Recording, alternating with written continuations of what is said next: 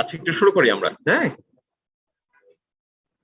আচ্ছা, এখন পরীক্ষার জন্য আমরা ডিটেইল ডিসকাশনে যাব না, যেগুলো পরীক্ষাতে বিগত কয়েক বছরে এসেছে এবং যে ধরনের কোশ্চেনে অ্যান্সার দিতে হয়, আমরা একদম টু দ্য পয়েন্টে এই জিনিসগুলো একটু দেখবো। প্রথমে এক্সরে দিয়ে একটু শুরু করছি তোমাদের। হ্যাঁ, আচ্ছা, এইটা দেখো, এটা খুব কমন কোশ্চেন, ইনভেরিয়েবলি দেখা যায় যে 6 মাস পর পর এটা আসে পরীক্ষায়। Look at the x ray and answer the following question. এটা কিসের এক্সরে? প্লুরাল ইফিউশনের। দেখো, রাইট ডাউন কোশ্চেন কি কি আছে। Write down 4 important radiological finding, write down 3 important causes of such finding, mention 4 symptom, 4 sign on chest examination. তা আমরা এখানে finding এ কি কি পাই দেখো। এখানে ডেন্স হোমোজেনাস অপাসিটি আছে in the left lower end part of the mid zone with crescentic upper border, এবং left dome of the diaphragm, left costophrenic cardiophrenic angle, এগুলো অবলিটারেট হয়ে গেছে, দেখা যাচ্ছে না। উপরে ক্রিসেন্টিক বর্ডার কোনটা? এই বর্ডারটা হলো ক্রিসেন্টিক, এই যে হাফ মুন, এই বর্ডারটাকে আমরা ক্রিসেন্টিক বর্ডার বলি। এবং এখানে দেখো ট্রাকিয়াটা একটু শিফটেড আছে। এখানে যদি স্পাইনকে সেন্ট্রাল পয়েন্ট ধরি, এই যে স্পাইন, এই যে স্পাইন, এগুলো যদি সেন্ট্রাল পয়েন্ট হয়, তাহলে ট্রাকিয়াটা দেখো, এই যে ব্ল্যাকিশ এরিয়া, এটা একটু রাইটে টার্ন হয়ে গেছে, এবং রাইট হার্ট বর্ডারটা দেখো একটু বেশি রাইটে চলে গেছে। সাধারণত এত বেশি রাইট হার্ট বর্ডার থাকে না। এই পয়েন্টগুলোকে পরীক্ষাতে তারা কিভাবে চায় দেখো, এই যে এখানে দেওয়া আছে অ্যান্সার গুলো। Right 4 important radiological finding. এখানে কি, এই যে হোমোজেনিয়াস অপাসিটি, এবং এই কোন জোনে আছে এটা বলতে পারলে এখানে প্রতিটা জন্য মার্ক আছে। এটা আরেকটা এক্সট্রা ফাইন্ডিং, এর জন্য রাইট লেখা আছে, আসলে এটা হলো লেফট সাইডে, left lower zone and part of the mid zone. দেখো প্রতিটার জন্য ইচ এন্ড এভরি পার্টির জন্য 0.25 করে mark. Obliteration of the both cardiophrenic costophrenic angle, তার মানে ডোম অফ দ্য ডায়াফ্রাম অবলিটারেশনের চেয়েও বেশি ইম্পর্টেন্ট হলো যে অ্যাঙ্গেল গুলো লস্ট হচ্ছে কিনা। ক্রিসেন্টিক আপার বর্ডার, এটার জন্য দেখো আরো 1 মার্ক। আর ট্রাকিয়ার শিফটিং থাকলে ওটাও তোমরা লিখবে। কখনো যদি 4টা পয়েন্ট চায় আর তোমার কাছে যদি মনে হয় যে না 4টার বেশি পয়েন্ট জানা আছে, তাহলে বেশি দিয়ে দিবে। আমি বারবার বলি যে অনেক সময় এমন হতে পারে যে ইটিওলজি 4টা চেয়েছে, কিন্তু তোমার যদি আরো 1টা 2টা বেশি মনে থাকে, ওটা ওখানে লিখে দিবে। এর কারণ হলো যদি উপরের গুলো ভুল হয়, নিচে কারেক্ট থাকলে ওখান থেকে আমরা মার্ক দিয়ে দিব। কারণ তোমাদের অস্পিড 10টা স্টেশনের মধ্যে প্রায় 5টা 6টা স্টেশনে দেখবে ইন্টারনালরা, আমরা দেখব। যদি ওর মধ্যে এরকম পয়েন্ট থাকে, আমরা এখানে মার্ক দিয়ে দেব। Mention 3 important causes of such finding.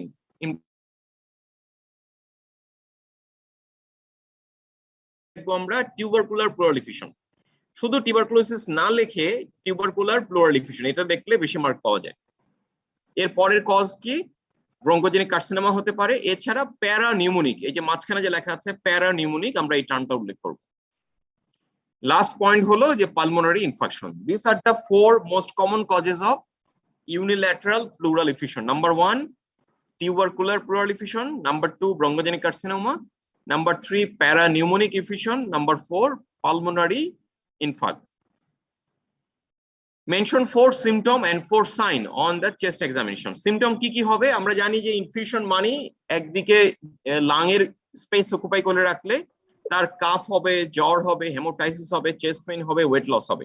তার মানে দেখো, তোমার প্রথম কজ যেহেতু টিউবারকুলার প্লুরাল ইফিউশন, টিউবারকুলোসিসের যে সিম্পটম, ওই সিম্পটমগুলো বলে দিবে এখানে।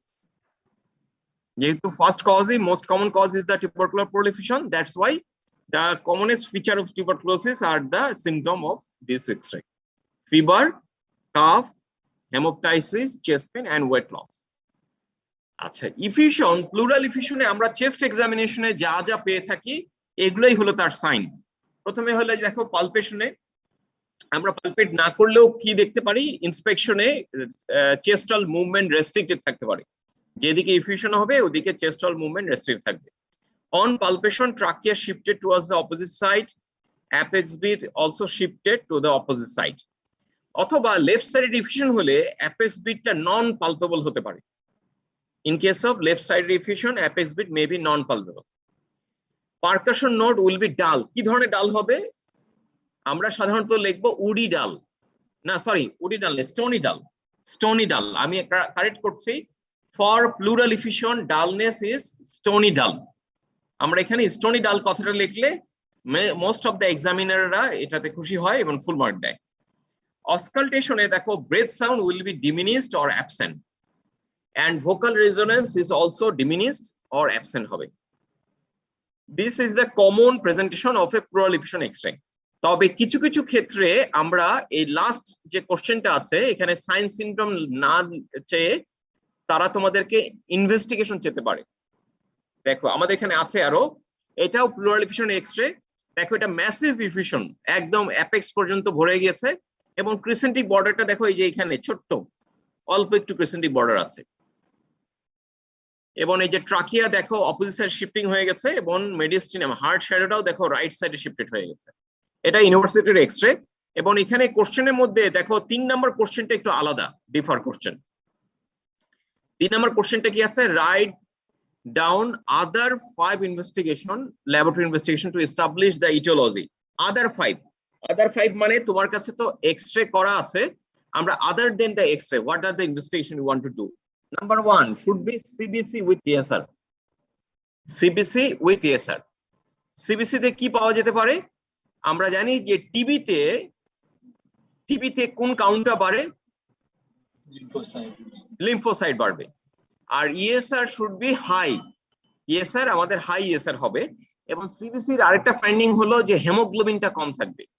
আমরা জানি TB is a chronic infection, যে কোনো ক্রনিক ইলনেসে আমাদের নর্মোসাইটের নর্মোক্রমে অ্যানিমিয়া হয়, এখানে হেমোগ্লোবিন কাউন্টটা কম থাকবে। নেক্সট হলো স্পুটাম এক্সামিনেশন। পেশেন্টের যদি কাশি থাকে আমরা স্পুটাম এক্সামিনেশন করব। কি কি এক্সামিন করা যায় স্পুটামে?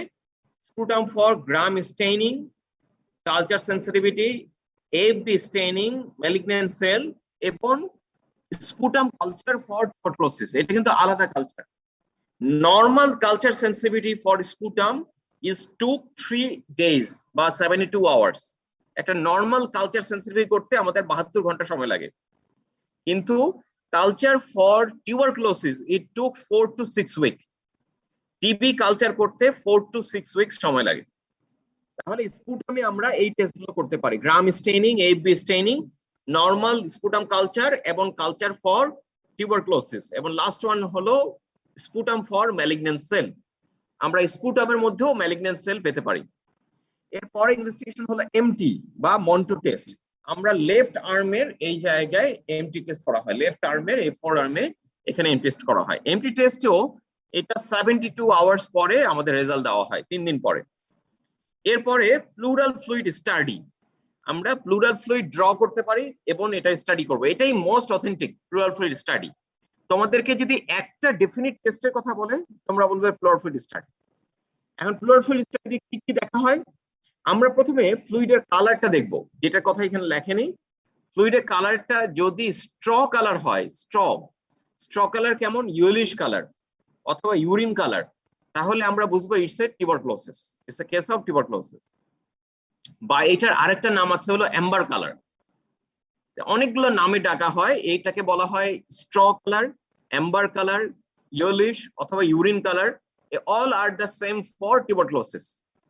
যদি এটা টার্বিড হতো, টার্বিড মানে হলো ঘোলা, ক্লাউডি হলে আমরা বুঝবো প্যারানিউমোনিক, এখানে পায়োজেনিক ব্যাকটেরিয়াল ইনফেকশন হয়ে টার্বিড হয়, প্যারানিউমোনিক।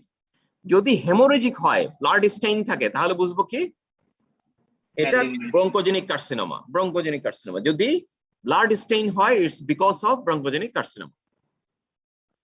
আমরা বায়োকেমিক্যাল টেস্ট করি। বায়োকেমিক্যাল টেস্টে আমরা কি দেখি? Protein and sugar. প্রোটিন কি হবে? all unilateral effusion mean it's a exudative effusion।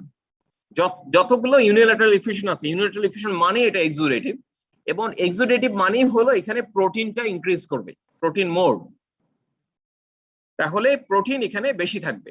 কত বেশি? সাধারণত 25 or 30 গ্রামের বেশি থাকবে, 25 বা 30 গ্রাম পার লিটার অথবা মিলিগ্রাম পার ডিএল।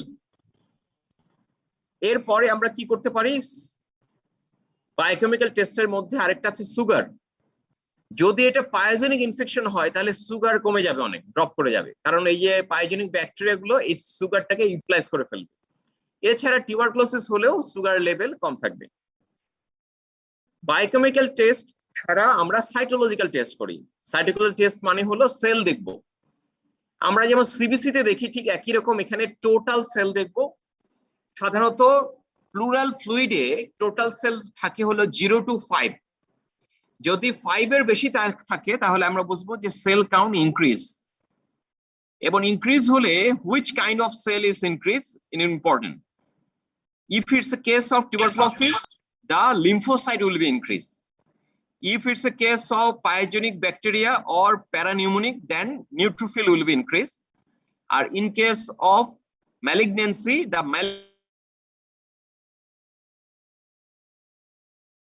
আর এটা যদি হেমোরেজিক হয়ে থাকে তাহলে কি পাওয়া যাবে? RBC will be increased. যদি হেমোরেজিক হয় তাহলে আরবিসি বেড়ে যাবে। তাহলে সেল কাউন্ট দু ধরনের, total cell count, differential cell count. Total cell কাউন্টে আমরা দেখবো নর্মাল সেল কাউন্ট হলো 0 to 5। যদি 5 এর চেয়ে মোর হয় বুঝবো এটা বিকজ অফ এক্সোডেভিক ইফিউশন। এখন কোন ধরনের সেল বাড়বে? যদি টিবি হয় তাহলে লিম্ফোসাইট, যদি প্যারানিউমোনিক হয় তাহলে নিউট্রোফিল, আর যদি ম্যালিগন্যান্সি হয় তাহলে ম্যালিগন্যান্ট সেল বাড়বে। আচ্ছা, এরপরে আমরা কি করি? স্পেশাল কিছু টেস্ট করা হয়, যেমন এডিএ করা যায়। আমরা জানি যে ADA below 30 is normal, more than 30 is abnormal because of tuberculosis। আমরা এই প্লুরাল ফ্লুইডের এডিএ স্টাডি করি। যদি এডিএ তে 30 এর উপরে থাকে তাহলে আমরা বুঝবো যে এটা টিউবারকুলোসিস। এছাড়া আমরা এই ফ্লুইডের এফবি স্টেনিং করতে পারি, গ্রাম স্টেনিং করতে পারি। এগুলো সব অল আর মাইক্রোবায়োলজিক্যাল টেস্ট আমরা বলি। এফবি স্টেনিং, গ্রাম স্টেনিং, নর্মাল ব্যাকটেরিয়াল কালচার করতে পারি, এবং এছাড়া টিউবারকুলোসিস কালচার করতে পারি। টিউবারকুলোসিস কালচার মানেই হলো 4 to 6 উইক সময় লাগবে। মডার্ন টেস্ট কি করা যেতে পারে? জিন এক্সপার্ট, এটা খুব একটা রিলায়েবল টেস্ট, আমরা জিন এক্সপার্ট করতে পারি। আচ্ছা, তাহলে প্লুরাল ফ্লুইডের আমাদের এই স্টাডি গুলো করতে পারি। লাস্টে হলো প্লুরাল বায়োপসি করা যেতে পারে। খেয়াল রাখবে, প্লুরাল বায়োপসি টিউবারকুলোসিসের ক্ষেত্রে এটা বেশি রিলায়েবল দেন দা ব্রঙ্কোজেনিক কার্সিনোমা। কারণ টিবি হলে পুরো সারফেস জুড়ে হয় এবং এখানে 70% কেসেই পজিটিভ পাওয়া যায়, কিন্তু ব্রঙ্কোজেনিক কার্সিনোমা পুরো সারফেসে হয় না, বিভিন্ন জায়গায় আইলেট হয়ে হয়, এবং ওই জায়গায় যদি বায়োপসি না যায় তাহলে এটা কিন্তু পজিটিভ আসবে না, বরং তুমি প্লুরাল ফ্লুইডে পজিটিভ সেল পেতে পারো। তাহলে this all are the investigation for pleural effusion. যদি তোমার কাছে একটা ইনভেস্টিগেশন চাই, ডেফিনিট ইনভেস্টিগেশন একটা, তুমি বলবে pleural fluid study. Single investigation হলে প্লুরাল ফ্লুইড স্টাডি। এটাও দেখো প্লুরাল ইফিউশন, লেফট সাইডে হোমোজিনিয়াস অপাসিটি এবং ক্রিসেন্টিক আপার বর্ডার আছে, left costophrenic cardiophrenic angle, left dome of the diaphragm, left heart border, এগুলো অবলিটারেটেড হয়ে গেছে।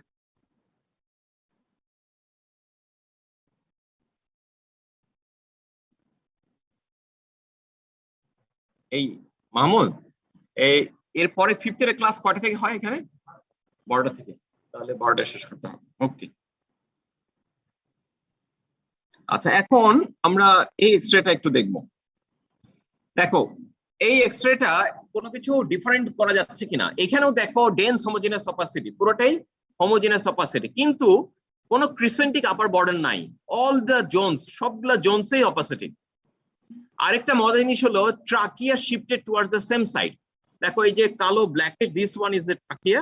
দেখো ট্রাকিয়াটা সেম সাইডে চলে গেছে, এবং রাইট হার্ট বর্ডারটা নাই, তার মানে হার্টও শিফটেড হয়ে গেছে সেম সাইডে, হার্টও সেম সাইডে শিফটেড। তার মানে ট্রাকিয়া আর mediastinum shifted towards the same side, এবং all zones are opposite side. That mean it's a case of collapse, central collapse. যদি এটা ফাইব্রোসিস থাকতো তাহলে কিন্তু ভেতরে ভেতরে এয়ার থাকতো। আমরা জানি যে ফাইব্রোসিস লাংয়ে ভেতরে বাতাস এন্ট্রি করে। যদি এয়ার থাকতো তাহলে পুরাটা এরকম হোমোজেনাস অপাসিটি হতো না, মাঝখানে মাঝখানে ব্ল্যাকিশ এয়ার দেখা যেত, কিন্তু এখানে কোনো ব্ল্যাকিশ এয়ার দেখা যাচ্ছে না। তার মানে এটা লেফট ব্রঙ্কাসে কলাপস হয়েছে। এবার এটাকে যদি কম্পেয়ার করি, দেখো প্লুরাল ইফিউশন এবং কলাপসের সাথে, এই যে লেফট সাইডে এটা প্লুরাল ইফিউশন, রাইট সাইডে এটা কলাপস। ডিফারেন্স হলো এখানে ট্রাকিয়া মেডিস্টাম অপোজিট সাইডে, কিন্তু এখানে ট্রাকিয়া মেডিস্টাম সেম সাইডে। এই কলাপসের এক্সরেটা পরীক্ষায় দিলে এই কোশ্চেনগুলো অ্যান্সার দিতে হবে। দেখো লেখা আছে কি, 4 রেডিওলজিক্যাল ফাইন্ডিং। কি কি finding? Homogeneous opacity in the whole of the left lung field. Homogeneous opacity in the whole of the left lung field. Trachea and shifted towards the same side. Mediastinum shifted towards the same side or left side. Compensatory hyper influence in the right side. এটা না লিখলেও হবে, এটা important না। Last একটা finding আছে রিপ crowding, এটা একটু লিখতে পারলে ভালো। এখানে ভালো করে খেয়াল করলে দেখবা যে স্পেস, এই যে রিপসের যে স্পেস গুলো এখানে একটু ক্রাউডেড হয়ে গেছে। এখানে এসে দেখো এই যে চেপে গেছে, এখানে ক্রাউডেড হয়ে গেছে, স্পেস গুলো ন্যারো হয়ে গেছে। এই ফাইন্ডিংটাও এই যে কলাপস অর ফাইব্রোসিস পাওয়া যায়, মোস্টলি ফাইব্রোসিসে বেশি পাওয়া যায়। Mention to differential diagnosis. Differential diagnosis কি হবে? নাম্বার 1 হবে লেফট সাইডের লাং কলাপস, আর আরেকটা কি হতে পারে লেফট লাং এর ফাইব্রোসিস। আর যদি সিঙ্গেল ডায়াগনোসিস চাই আমরা বলবো লেফট সাইডের lung collapse, left lung collapse. যদি ডিফারেন্সিয়াল চাই তাহলে দুইটা, প্রথমে লিখবো কলাপস তারপরে ফাইব্রোসিস, আর যদি একটা চাই তাহলে আমরা কলাপস লিখবো। Write 4 symptom of this patient. 4টা সিম্পটম কি কি হবে? একই, রেসপিরেটরি সিম্পটম মানেই all are same, fever, cough, weight loss, chest pain, breathlessness. এইখানে আরেকটা অ্যাড করেছে হেমোপটাইসিস। হেমোপটাইসিস কেন? কারণ আমরা জানি most common cause of collapse is the bronchogenic carcinoma. কলাপসের সব থেকে কমন কজ হলো কিন্তু ব্রঙ্কোজেনিক কার্সিনোম, এবং ব্রঙ্কোজেনিক কার্সিনোমা প্রেজেন্টই করে হলো আমাদের হেমোপটাইসিস নিয়ে। এছাড়া মিউকাস প্লাগ অবস্ট্রাক্টেড হতে পারে, এছাড়া ফরেন বডির জন্য হতে পারে, এছাড়া আউটসাইড থেকে যদি কোনো এনলার্জ লিম্ফ নোড থাকে এই লিম্ফ নোড কম্প্রেস করেও এরকম কলাপস হতে পারে। তাহলে এরকম কলাপস হলে কয়েকটা কারণ, ফিভার সাথে কাপস হতে পারে, হেমোপটাইসিস হতে পারে, weight loss, chest pain and breathlessness. তাহলে কলাপস কেন হতে পারে? একটা হলো ব্রঙ্কোজেনিক কার্সিনোমা, একটা হলো মিউকাস প্লাগ যদি লস্ট হয়ে যায়, ভিতরে যদি আটকে যায় ইন কেস অফ নিউমোনিয়া। এছাড়া ফরেন বডি যদি ইনহেল করে কেউ ওই জায়গায়, ফরেন বডি যদি চলে যায়। এছাড়া যদি আউটসাইড দ্য ব্রঙ্কাস কোনো ইনলার্জ লিম্ফ নোড যদি তাকে কম্প্রেস করে তাহলে কলাপস হতে পারে। এর পরের এক্সরেটা আমরা একটু দেখবো। এই এক্সরে দেখো, খুব কমন এক্সরে। দেখো এখানেও শ্যাডো আছে লেফট সাইডে, কিন্তু রাইট লাংটা বেশি কালো। দেখো হাইপারলুসেন্ট শ্যাডো, রাইট লাংটা একদম হাইপারলুসেন্ট, ভেতরে কোনো ব্রঙ্কোভাস্কুলার মার্কিং দেখা যাচ্ছে না। দেখো লেফট লাং এর এই যে উপরে এটা কিন্তু নর্মাল লাং, এখানে দেখো এই যে ভেতরে সাদা সাদা মার্কিং, এগুলো হলো নর্মাল ব্রঙ্কোভাস্কুলার মার্কিং। আমাদের পালমোনারি ভেসেল এন্ড ব্রঙ্কাস এই মার্কিং গুলো এইভাবে দেখা যায়, কিন্তু এই লাং এ পুরোটাই দেখো কালো হয়ে গেছে। এবং ট্রাকিয়া মেডিস্টিনাম, দেখো এই যে হার্ট শ্যাডো, এটা কোথায় চলে গেছে? অপোজিট সাইডে। ট্রাকিয়া মেডিস্টিনাম এটা অপোজিট সাইডে শিফটেড হয়ে গেছে, এই যে অপোজিট সাইডে শিফটিং। এবং দেখো ডোম অফ দ্য ডায়াফ্রামটা উপরে উঠে গেছে। দেখো এই যে ফান্ডিক এয়ার, এখানে ফান্ডিক এয়ার, আর এই যে ডোম দেখা যায়, ডোমটা এই যে দেখো একটা ডোম হয়ে আছে, এই যে উঁচু গম্বুজের মতন হয়ে আছে, এটা হলো ডোম অফ দ্য ডায়াফ্রাম। তার মানে এদিকের ভলিউম শ্রিঙ্ক করে ওদিকে শিফটেড করে ফেলেছে। এটা আরেকটা এক্সরে, একই। দেখো নিউমোথোরাক্স, আসলে এটা এক্সরে কিসের ছিল? নিউমোথোরাক্স। এইদিকে লাংটা হলো হাইপারলুসেন্ট শ্যাডো, ব্রঙ্কোভাস্কুলার মার্কিং আর অ্যাবসেন্ট, এবং কলাপস লাং মার্জিন দেখা যাচ্ছে। এই যে একটা মার্জিন সাদা রঙের, এই মার্জিনটা হয়েছে, তার মানে রাইট লাংটাই কম্প্রেসড হয়ে এরকম শ্যাডো হয়ে আছে, এটাকে বলা হয় কলাপস লাং মার্জিন। আর মেডিস্টেনটা কোথায়? মেডিস্টেন দেখো অপোজিট সাইডে শিফট হয়ে গেছে। দেখো রাইট হার্ট বর্ডার হলো এটা হলো রাইট হার্ট বর্ডার, এটা হলো লেফট হার্ট বর্ডার, এবং ট্রাকিয়া দেখো অপোজিট সাইডে। এবং হার্টটা দেখতে কেমন? হার্টটা দেখো টিউবুলার হয়ে গেছে, ছোট হয়ে গেছে। কেন ছোট হয়ে গেল?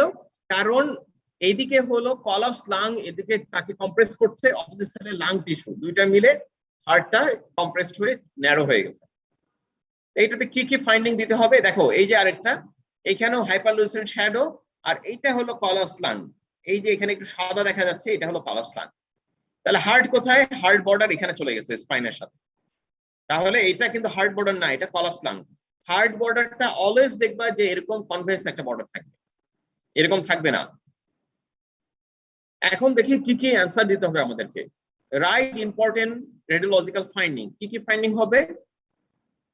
প্রথমে হলো increase translucency in the right heart border, ডান সাইডে রাইট হার্টে ট্রান্সলুসেন্সি বেড়ে যাবে। Absent bronchovascular marking, trachea shifted towards the left side, mediastinum shifted towards the left side. Collapse lung margin, যে মার্জিনটা দেখালাম সাদা, কলাপস লাং মার্জিন। ডায়াগনোসিস কি? রাইট সাইডেড নিউমোথোরাক্স, পুরোটা লিখতে হবে রাইট সাইডের pneumothorax. Write down 4 important underlying causes when it occurs spontaneously. 4টা important radiological cause. কি কজ লিখতে বলছে? স্পন্টেনিয়াস। আমরা জানি যে নিউমোথরাক্সকে প্রথমে ভাগ করা হয় স্পন্টেনিয়াস নিউমোথরাক্স, আয়াট্রোজেনিক নিউমোথরাক্স, ট্রমাটিক নিউমোথরাক্স। এরপরে স্পন্টেনিয়াস নিউমোথরাক্সকে আবার দুভাগে ভাগ করা হয়, primary and secondary. Primary and secondary. Primary নিউমোথরাক্সের কজ কি কি? এই যে দেখো, রাপচার সাবপ্লুরাল এমফাইজেমাটাস বুলা, অথবা সাবপ্লুরাল ব্লেব, অথবা অ্যাডিশন হতে পারে, প্লুরাল অর পালমোনারি অ্যাডিশন হতে পারে। This are the commonest cause of primary pneumothorax. Secondary নিউমোথরাক্সের মধ্যে যত আমাদের পালমোনারি ডিজিজ আছে সব নামগুলো এখানে আছে। COPD, pulmonary TB, asthma, lung abscess, bronchogenic carcinoma, যে কোনো ডিজিজের নাম বলে দিলে দেখবা যে সেকেন্ডারি কজের মধ্যে চলে আসবে। এছাড়া ব্রঙ্কিয়াইটিস আছে, সিস্টিক ফাইব্রোসিস আছে। Mention 3 important physiological sign you expect during percussion. 3টা সাইন কি কি হতে পারে পারকাশনে? প্রথমে হাইপার রেজোনেন্ট থাকবে, পারকাস করলে হাইপার রেজোনেন্ট, এবং আপার বর্ডার লিভার ডানলেসটা নিচে চলে যাবে। যেহেতু রাইট সাইডের নিউমোথরাক্স, আপার বর্ডার লিভার ডানলেস নিচে পুশ হবে, এয়ার তাকে ডায়াফ্রামটাকে নিচে দিকে পুশ করবে। আর লেফট সাইডে হলে কি পাওয়া যেত? মেবি অ্যাপেক্স বিটটা নন পালপেবল হতো। লেফট সাইডে হলে যেহেতু লাং ওই জায়গাটাকে বাতাস ধরে রাখবে, লেফট সাইডে হয়তো বা আমরা অ্যাপেক্স বিটটা নাও পেতে পারি যদি লেফট সাইডে হতো। রাইট সাইডে হলে আমরা পাবো যে আপার বর্ডার লিভার ডানলেসটা নিচে নেমে যাবে। Breath sound diminished, vocal resonance diminished. এখানে ব্রেথ সাউন্ডটা কমে যাবে এবং ভোকাল রেজোনেন্স কমে যাবে। বেশি ইম্পর্টেন্ট ফাইন্ডিং কোনটা? ইম্পর্টেন্ট ফাইন্ডিং হবে যে হাইপার রেজোনেন্স। ইম্পর্টেন্ট ফাইন্ডিং হলো হাইপার রেজোনেন্স।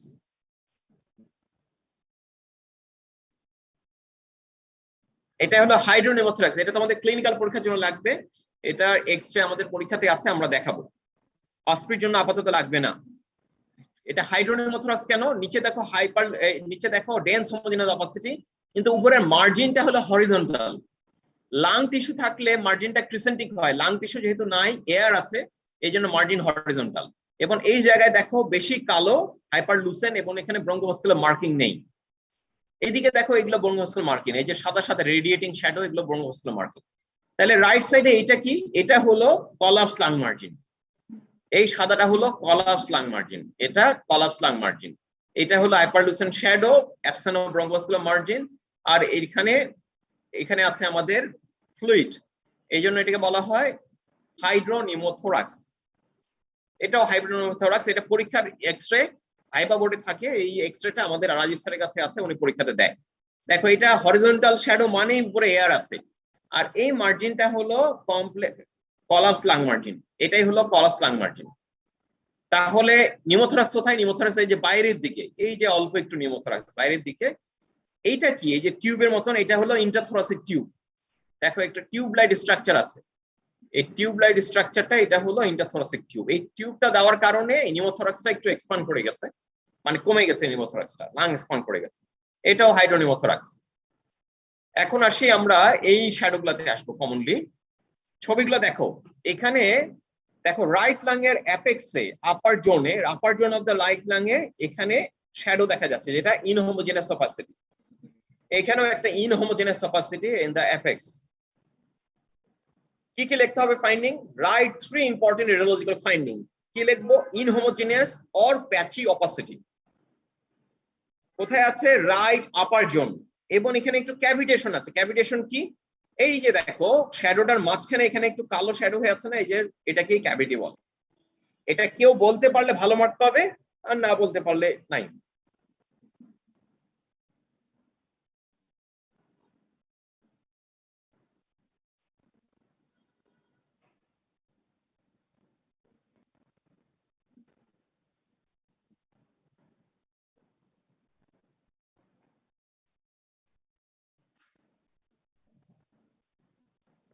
এখানে ইনহোমোজেনাস অপাসিটি, তার সাথে কোথায় আছে অপাসিটির? রাইট আপার জোন, এবং একটা ক্যাভিটেশন আছে।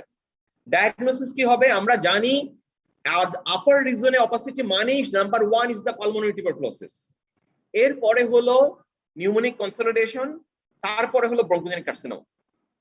তাহলে সবচেয়ে আগে আমরা লিখবো পালমোনারি টিউবারকুলোসিস, তারপর নিউমোনিক কনসলিডেশন, তারপর লিখবো ব্রঙ্কোজেনিক কার্সিনোমা।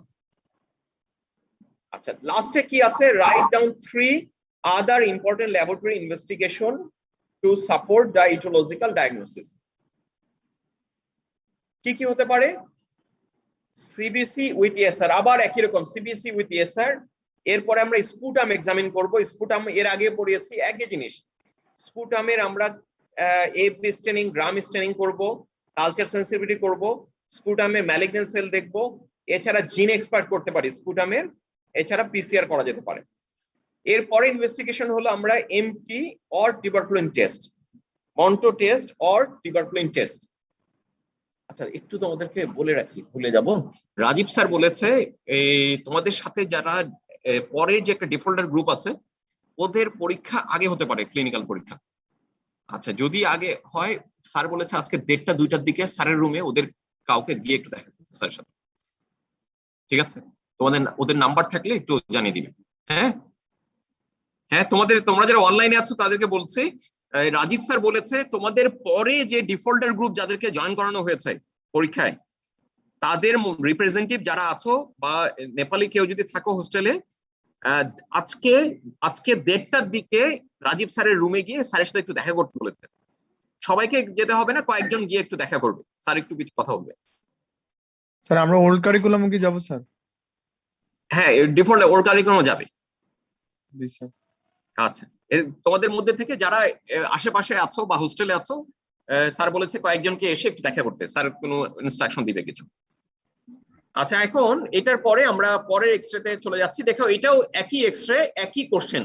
এই যে আপার জোনে অপাসিটি, হ্যাঁ, আপার জোনে অপাসিটি, একই কোশ্চেন।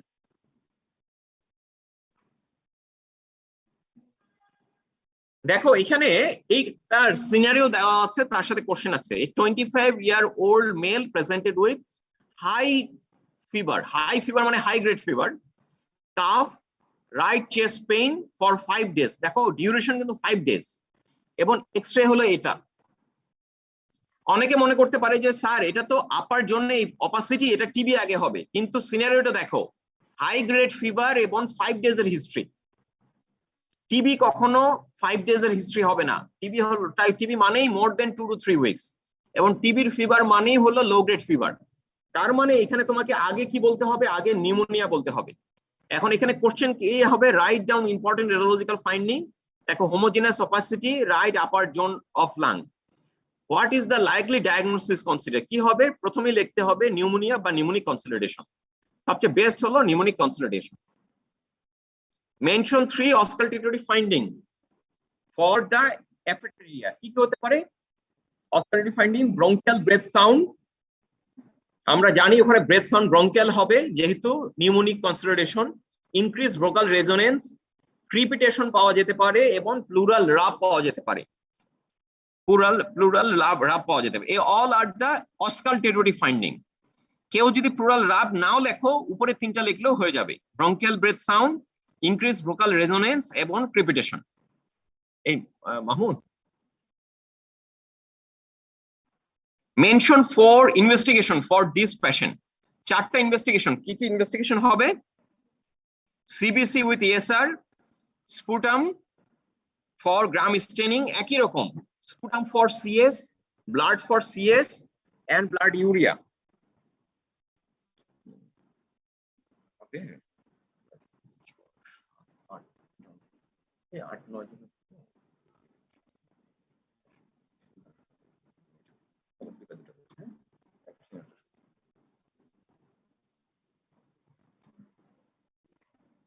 আচ্ছা, তাহলে কি হবে? CBC with SR, sputum for Gram staining, sputum CS, blood CS, and urea.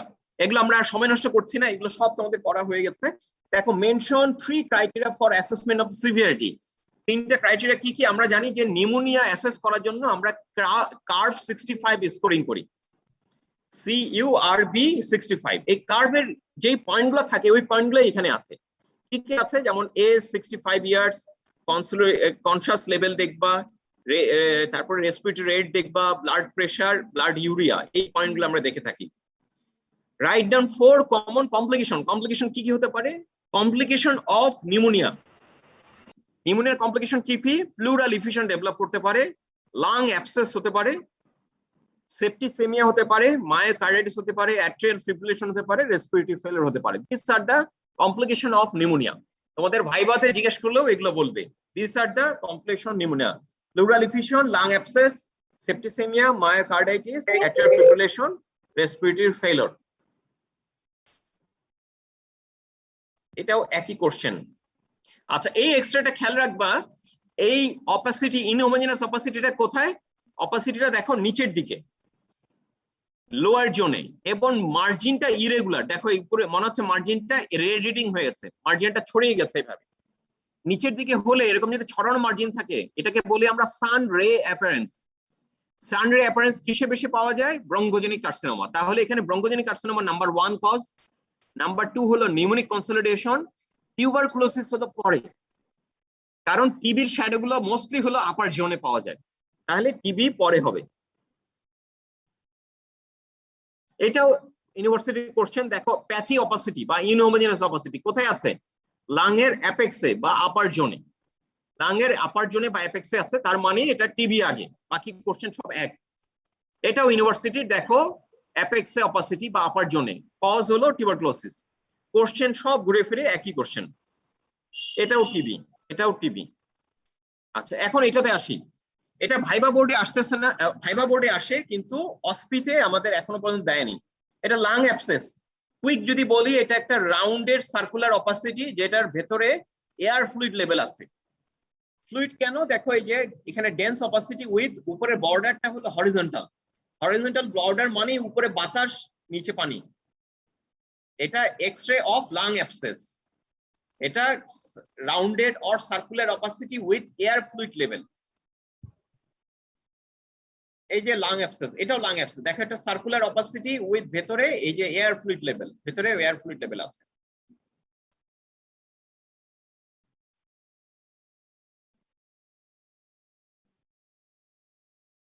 এগুলো পরীক্ষা লাগবে না, আমি কুইক চলে যাচ্ছি। ফাইবারটা এখন দেখাবো না, এখন এক্সরে চলে আসে। এই এক্সরেটাও পরীক্ষাতে খুব কমন। এই এক্সরেটা দেখলে বোঝা যাচ্ছে এক্সরে অফ কার্ডিওমেগালি। হার্টের সাইজটা অনেক বড়। এই কার্ডিওমেগালি থেকে কি কি কোশ্চেন আসে, এই কোশ্চেনগুলো আমরা দেখবো। এগুলো সব অল আর কার্ডিওমেগালি, অল আর কার্ডিওমেগালি এক্সরে। হয়ে গেল কোশ্চেন আমার কার্ডিওমেগালি। আচ্ছা, কার্ডিওমেগালি কোশ্চেনটা এখানে দেখা যাচ্ছে না, আমি কোশ্চেনগুলো বলে দিই। কার্ডিওমেগালি নাম্বার 1 আসবে যে রেডিওলজিক্যাল ফাইন্ডিং কি আছে, আমরা লিখবো যে cardiac shadow is enlarged in transverse diameter অথবা maximum transverse diameter. Cardiac shadow is enlarged in maximum transverse diameter. কি কজ হবে কার্ডিওমেগালির? Number 1 valvular heart disease। Number 1 কি? valvular heart disease। কি কি valvular heart disease? aortic stenosis, aortic regurgitation, mitral regurgitation. These three are the commonest cause: aortic stenosis, aortic regurgitation, mitral regurgitation. খেয়াল রাখবা, never utter the name of mitral stenosis. mitral stenosis এ কার্ডিওমেগালি হয় না। আচ্ছা, এরপরে আর কি cause আছে? congestive cardiac failure বা heart failure, congestive cardiac failure বা heart failure। এরপরে আছে hypertrophic cardiomyopathy, dilated cardiomyopathy। এই কজগুলো আসবে, hypertrophic cardiomyopathy, dilated cardiomyopathy। এরপরে আসবে pericardial effusion, pericardial effusion।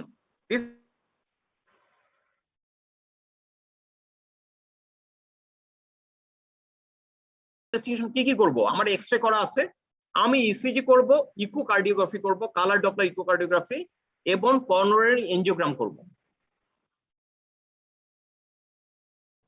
Extra coronary angiogram করব। স্যার আবার বলে দিন। হ্যাঁ, কানেকশন চলে গিয়েছিল। আচ্ছা, আবারও বলি, প্রথমে ইসিজি করব, তারপরে কালার ডপলার ইকোকার্ডিওগ্রাফি, তারপরে এনজিওগ্রাম করব আমরা, এনজিওগ্রাম। এই পেশেন্ট কি কি কমপ্লিকেশন নিয়ে প্রেজেন্ট করতে পারে? এরকম একটা কার্ডিওমেগালি পেশেন্ট কি কমপ্লিকেশন নিয়ে আসবে? প্রথম কমপ্লিকেশনই হলো হার্ট ফেলিওর নিয়ে আসবে। প্রথম কমপ্লিকেশনই হলো হার্ট ফেলিওর। এছাড়া এমআই নিয়ে আসতে পারে, মাইক্রোরাল ইনফেকশন। এছাড়া অ্যারিথমিয়া নিয়ে আসতে পারে। তাহলে হার্ট ফেলিওর, এমআই আর অ্যারিথমিয়া, এই কমপ্লিকেশন গুলো নিয়ে আমাদের কাছে আসতে পারে। আচ্ছা, এখন তোমাদের লাস্ট এক্সরে একটু দেখে নিই। এই এক্সরেটা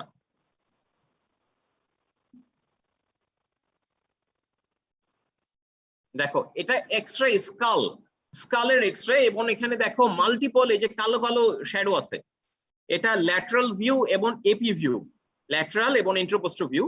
এখানে দেখো মাল্টিপল এই যে কালো কালো এই যে রাউন্ডের শ্যাডো দেখা যাচ্ছে, এই যে কালো কালো ছোট ছোট স্পট এই যে শ্যাডো দেখা যাচ্ছে।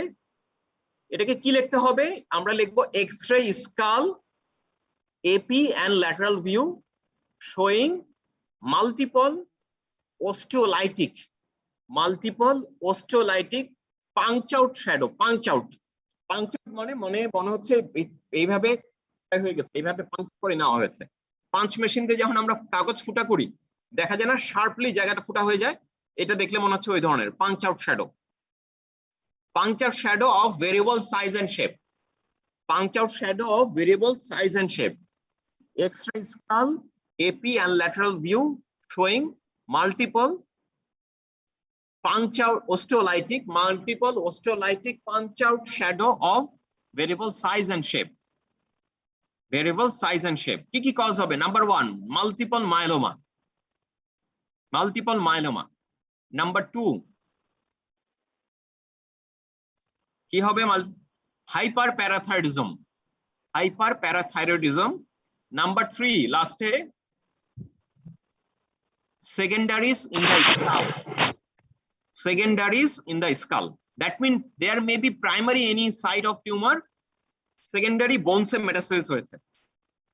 আচ্ছা, এখন পেশেন্ট কি সিম্পটম নিয়ে আসতে পারে? পেশেন্ট প্রথমে সিম্পটম হবে বোন পেইন, সিভিয়ার বোন পেইন এবং recurrent fracture, severe bone pain with recurrent fracture। এছাড়া ফিচার অফ হাইপারক্যালেমিয়া নিয়ে আসতে পারে, হাইপারক্যালসিমিয়া নিয়ে আসতে পারে। মানে ক্যালসিয়াম বেড়ে গেলে যে ফিচার গুলো হয়, কি কি হয়? ক্যালসিয়াম বেড়ে গেলে আমাদের ব্লাডের ভিসকসিটি বেড়ে যায়, তার ফলে হেডেক হয়, পেশেন্ট ইরিটেবল হয়, অনেক সময় সাইকোসিস হয়, তারপরে পেপটিক আলসার ডিজিজ ডেভেলপ করে, তারপরে স্টোন হয় বিভিন্ন জায়গায়, হ্যাঁ, কিডনিতে স্টোন হয়, প্যানক্রিয়াসে স্টোন হয়, তারপরে কনস্টিপেশন হয়, কনস্টিপেশন হয়, পেশেন্ট ডিহাইড্রেটেড থাকে। এই ফিচার গুলো নিয়ে পেশেন্ট আসতে পারে আমার কাছে। রেনাল ফেলিওর নিয়ে আসতে পারে, পেশেন্টের এই এক্সট্রা ক্যালসিয়াম যেগুলো বোনস থেকে চলে যাচ্ছে, এগুলো থ্রো কিডনি পাস করার সময় আমাদের রেনাল টিউবুলে ড্যামেজ করে এবং পেশেন্ট অনেক সময় রেনাল ফেলিওর নিয়ে আসে। আচ্ছা, ইনভেস্টিগেশন কিভাবে করব? খেয়াল রাখবা 3টা ডিজিজ আমাকে ডায়াগনোসিস, ডিফারেন্সিয়াল ডায়াগনোসিস গুলো এক্সপ্লেন করতে হবে। নাম্বার 1 মাল্টিপল মাইলোমা, হাইপারপ্যারাথাইরয়েডিজম, তারপরে secondaries in the skull. Multiple মাইলোমার জন্য আমরা কি করব? সিবিসি করব। সিবিসি তে হাই ইএসআর পেতে পারি। এরপরে আমরা প্রোটিন সিরাম প্রোটিন ইলেকট্রোফোরেসিস করব।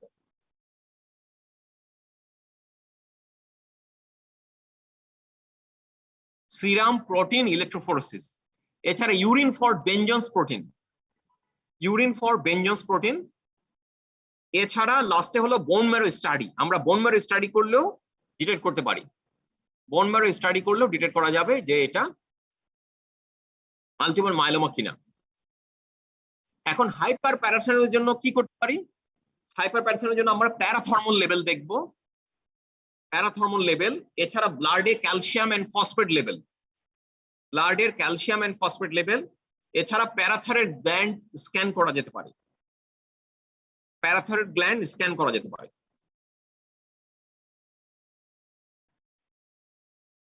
সেকেন্ডারি স্কাল যদি হয় তাহলে প্রাইমারি টিউমার খুলতে হবে। প্রাইমারি টিউমার আমরা জানি কোন কোন টিউমার গুলো বোনসে মেটাস্টাসিস করে। কি কি টিউমার আছে? ব্রঙ্কোজেনিক কার্সিনোমা, তাহলে চেস্ট এক্সরে করব। থাইরয়েড ক্যান্সার, তাহলে নেকটা দেখব। ব্রেস্ট ক্যান্সার, তাহলে মেমোগ্রাফি করব, আল্ট্রাসোনোগ্রাফি অফ দ্য ব্রেস্ট করব। প্রোস্টেট ক্যান্সার, তাহলে পিএসএ দেখতে হবে, অ্যাবডোমিনাল আল্ট্রাসোনোগ্রাম করতে হবে, কারণ রেনাল টিউমারও বোনসে মেটাস্টাসিস করে।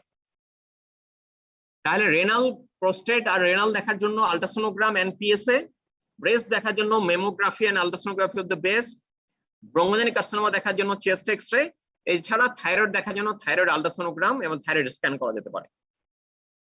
এই হলো এজ এ হোল তোমাদের এক্সরে। এক্সরেটা শেষ হোক কুইক, আমরা একটু কুইক ইয়াতে যাব। সিজি টাইম এত শর্ট। তোমাদের সার্জারি পরীক্ষাটা কবে, কোন বারে?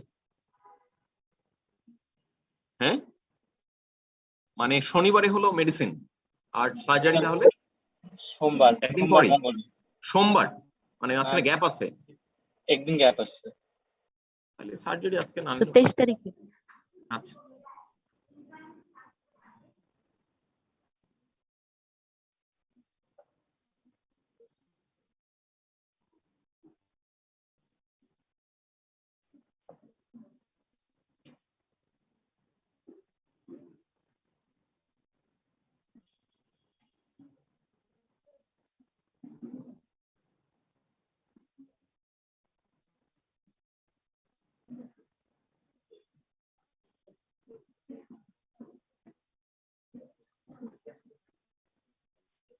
আমার স্ক্রিন কি ইয়াতে ডিসপ্লে হয়েছে? শেয়ার হয়নি না?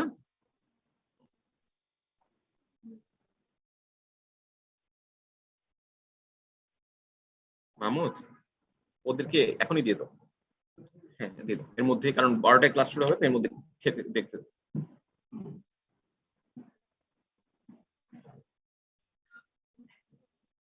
আচ্ছা এই যে স্ক্রিন শেয়ার শুরু হয়েছে, আমরা কুইক শুধু পরীক্ষার ইসি দিয়ে চলে যাব।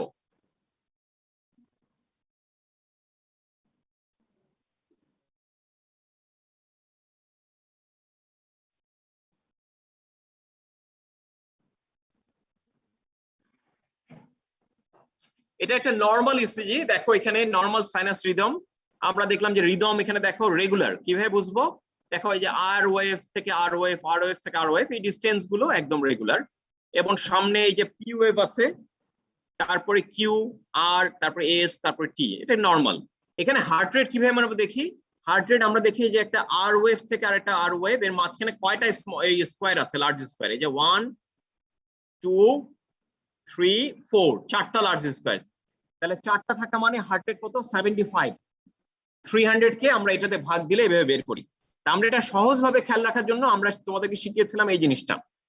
এই দেখো এই ছবিটাতে এই যে আর আর আর এর মাঝখানে যদি এরকম 5টা ঘর থাকে তাহলে হার্ট রেট হলো 60, যদি 6টা থাকে হার্ট রেট হলো 50, যদি 4টা থাকে হার্ট রেট 75, 3টা থাকলে 100, 2টা থাকলে 150, একটা থাকলে 300।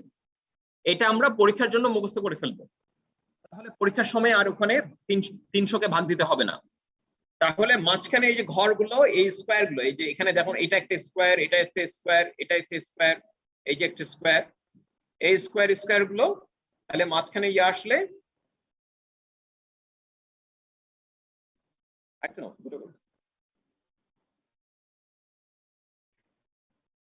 এই ওদেরকে এখন বলো না মনসাপ করবে, তোমরা আসছো কষ্ট করে, ওই জন্য এই বেনিফিট তোমার। কিছু তো উৎসাহ দিতে হবে, বুঝছো না? আচ্ছা এইভাবে আমরা হার্ট রেট তাহলে ক্যালকুলেট করে থাকি। তাহলে খুব ইজি, দেখো এই যে আর ওয়েভ থেকে আর ওয়েভ এর মাঝখানে এই স্কোয়ার গুলো আমরা কাউন্ট করি। এখানে দেখো 1 2 3 4 5টা স্কোয়ার মানে হার্ট রেট 60, 4টা থাকলে 75, 3টা থাকলে 100, 2টা থাকলে 150, একটা থাকলে 300। এখন আমরা আবার পরীক্ষার স্থিতি চলে যাচ্ছি। দেখো এইখানে এই রিদমটা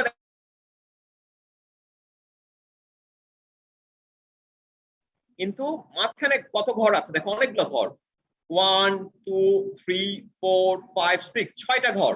6টা ঘর মানে হার্ট রেট কত? 50। তাহলে 50 মানে আমরা জানি এটা ব্র্যাডিকার্ডিয়া, যেহেতু পিওএফ আছে সামনে আমরা এটাকে বলবো সাইনাস ব্র্যাডিকার্ডিয়া, এই জন্য এটার নাম হলো সাইনাস ব্র্যাডিকার্ডিয়া। এটা হলো সাইনাস ট্যাকিকার্ডিয়া, এটা সাইনাস ট্যাকিকার্ডিয়া।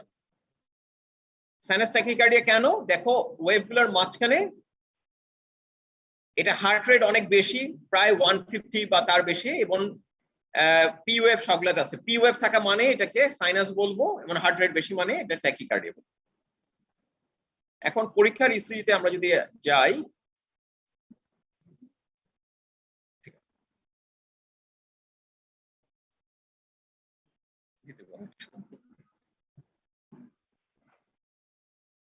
আচ্ছা এই ইসিটা পরীক্ষাতে সবচেয়ে কমনলি আসে।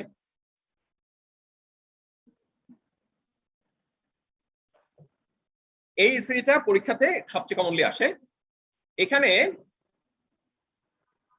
দেখো রিদমটা ইরেগুলার, রিদম ইরেগুলার মানেই তোমাদের ডায়াগনোসিস একটাই, অ্যাট্রিয়াল ফিব্রিলেশন।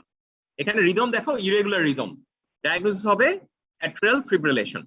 এবং এখানে দেখো পি ওয়েভ অ্যাবসেন্ট, আমরা পি ওয়েভটাকে বলবো যে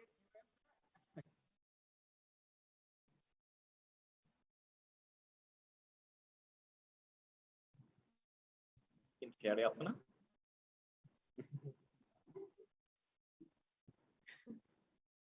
আচ্ছা দেখো পি ওয়েভ অ্যাবসেন্ট, তাহলে ফাইন্ডিং হলো rhythm is irregular and P wave absent. Diagnosis আমার একটাই, এটা ডায়াগনোসিস হলো অ্যাট্রিয়াল ফিব্রিলেশন। তবে এখানে হার্ট রেট কাউন্ট করাটা একটু ডিফিকাল্ট। আমরা হার্ট রেট কিভাবে কাউন্ট করব?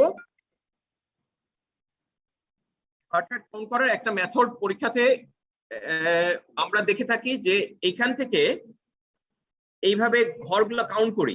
আগে তো আমরা দেখতাম যে এই যে লার্জ স্কোয়ার গুলো কয়টা আছে, আমরা এখানে 30টা ঘর কাউন্ট করব অথবা 15টা। 30টা যদি কাউন্ট করি দেখো এখান থেকে যে 1 2 3 4 5 6 7 8 9 10 এভাবে কাউন্ট করতে করতে একদম লাস্ট 10 পর্যন্ত আসলে এখানে 30 ঘর দেওয়া আছে। এই 30টা ঘরের মধ্যে আমরা দেখব যে কতগুলো কিউআরএস কমপ্লেক্স আছে, how many QRS complex are inside this 30 small square. যতগুলো পাবো তাকে আমরা 10 দিয়ে মাল্টিপ্লাই করব, 10 দিয়ে মাল্টিপ্লাই করলে যা পাবো এটা হলো হার্ট রেট। তাহলে 30টা স্মল স্কোয়ারকে 10 দিয়ে মাল্টিপ্লাই করলে 30টা স্মল স্কোয়ারের মধ্যে যতগুলো কিউআরএস কমপ্লেক্স আছে তাকে 10 দিয়ে মাল্টিপ্লাই করলে যা পাওয়া যাবে এটাই হলো আমার হার্ট রেট। পরীক্ষার সময় যদি 30টা কাউন্ট করতে ডিফিকাল্টি হয়,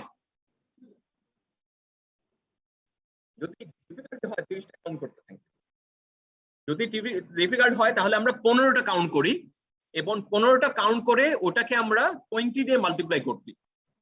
যদি তুমি 15 ঘর কাউন্ট করো তাহলে 20 দিয়ে মাল্টিপ্লাই করবা। তবে মোস্ট অ্যাকুরেট ইজ দা 30 ঘরের মধ্যে আমরা দেব কয়টা কিউআরএস কমপ্লেক্স।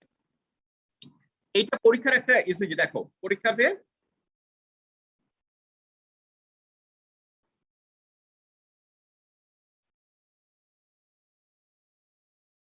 এটা পরীক্ষার ইসিজি। এখানে দেখো ইরেগুলার রিদম, পুরো রিদমটা দেখবা একদম নিচের যে এই যে দেখো লিডটা, লিড 2 লেখা আছে একদম রিতে, লিড 2টাকে বড় করে দেওয়া আছে। এটা পরীক্ষার জন্য তারা এই যে বড় করে দেয় এখানে রিদম দেখার জন্য। এখানে দেখো রিদমটা প্রথমে রেগুলার হলেও পরে ইরেগুলার হয়ে গেছে এবং পি ওয়েভটা অ্যাবসেন্ট, এখানে ফিব্রিলেটরি ওয়েভ হয়ে আছে। আমরা এটাকে ফিব্রিলেটরি ওয়েভ বলি। এই যে পি ওয়েভের জায়গাটা দেখো এই কেঁপে কেঁপে গেছে। এবং এটা হার্ট রেট কাউন্ট করতে হবে ঠিক একই রকম। এই যে স্মল স্কোয়ার গুলো এই দিক থেকে কাউন্ট করা শুরু করবে যে 30টা স্কোয়ারের মধ্যে যতগুলো কিউআরএস কমপ্লেক্স থাকবে আমরা তাকে 10 দিয়ে মাল্টিপ্লাই করব। এখানে দেখো কোশ্চেন গুলো কি থাকে।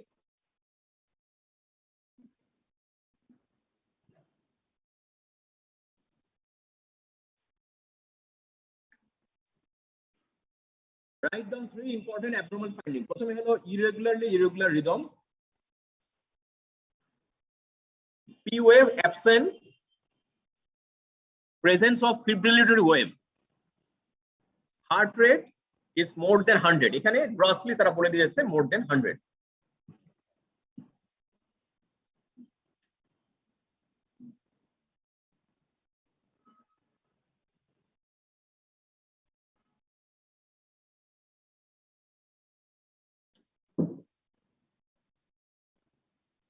Diagnosis key atrial fibrillation. Mention 4 important causes of this finding. কি কজ হবে ইম্পর্টেন্ট? প্রথমেই হলো মাইট্রাল স্টেনোসিস। এক কথায় সহজভাবে বললে মাইট্রাল স্টেনোসিস, অথবা তুমি লিখতে পারো chronic rheumatic heart disease or mitral valvular disease, এভাবেও লেখা যেতে পারে।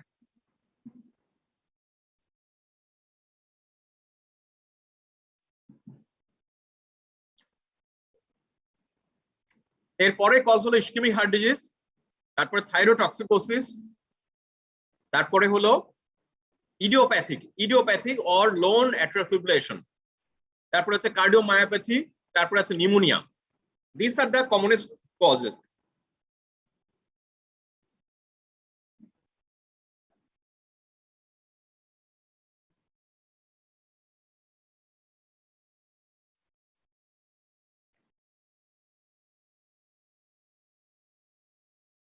These are the commonest causes of atrial fibrillation. এখন দেখো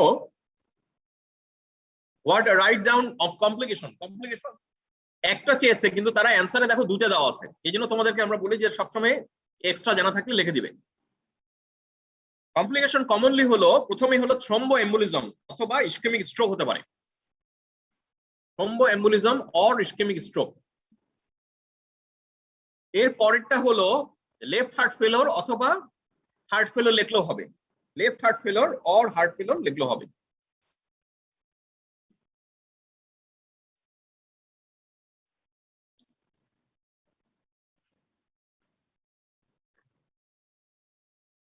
এটাও পরীক্ষার এক্সরে ইসিজি, এটা ইউনিভার্সিটি থেকে দেয় প্রায়। এখানেও দেখো একদম নিচের লিডটা ভালো করে দেখবে, পুরা লিডটা না দেখলে তুমি ইরেগুলার যে আছে বুঝতে পারবে না।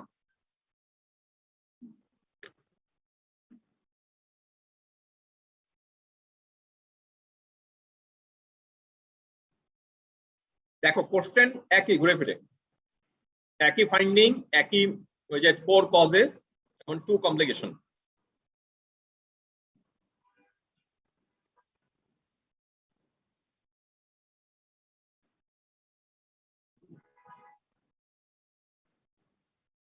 এই ইসিটা তোমাদের মাঝে মাঝে পরীক্ষাতে দিয়ে থাকে। এখানে দেখো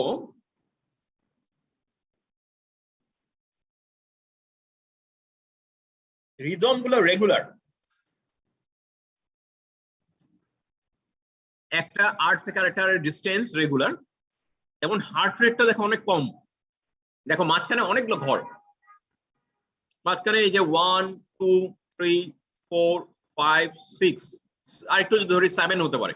আচ্ছা 6 এ যদি ধরো তাহলে 50 আছে, তার মানে ব্র্যাডিকার্ডিয়া আছে। এখন ব্র্যাডিকার্ডিয়া থাকলে আমরা দেখবো এটা সাইনাস ব্র্যাডিকার্ডিয়া নাকি অন্য কিছু। আরেকটা কি ব্র্যাডিকার্ডিয়া হয়, মাল্টিপ্লি হার্ট ব্লক বা কমপ্লিট হার্ট ব্লকেও ব্র্যাডিকার্ডিয়া হয়। এখানে দেখো পি ওয়েভটা, এই যে একটা পি ওয়েভ, তার পরে আরেকটা পি ওয়েভ দেখো এই যে এই জায়গায়, অথচ এখানে কিউআরএস কমপ্লেক্স নাই। তারপরে এই যে ছোট এটাও পি ওয়েভ, তারপরে এটাও পি ওয়েভ। তার মানে দেখো এক্সট্রা অনেকগুলো পি ওয়েভ আছে, এবং পি গুলোর সাথে একটা পি থেকে আরেকটা পি এর ডিসটেন্স দেখো ইকুয়াল। এই যে এই পি থেকে এই পি, এই পি থেকে এই পি, তারপরে দেখো এখানে একটা পি পড়েছে, এই যে নিচে চলে আসছে এই পিটা। দেখো আর থেকে আর এর ডিসটেন্স ইকুয়াল, আবার পি থেকে পি এর ডিসটেন্স ইকুয়াল, এবং হার্ট অনেক কম। এরকম পেলে এটা চিন্তা করবে এটা থার্ড ডিগ্রি হার্ট ব্লক বা কমপ্লিট হার্ট ব্লক।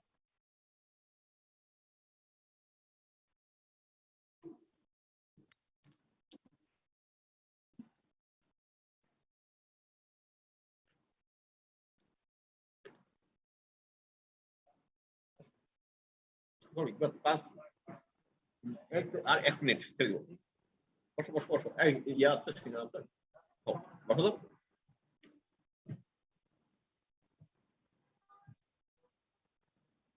এই ইসিটা ইউনিভার্সিটি থেকে প্রায় আসে।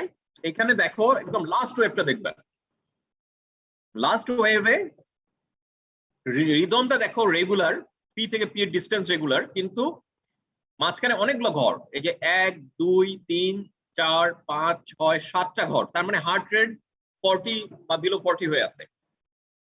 এরকম পেলেই চিন্তা করবা তোমাদের পরীক্ষার জন্য এটা কমপ্লিট হার্ট ব্লক।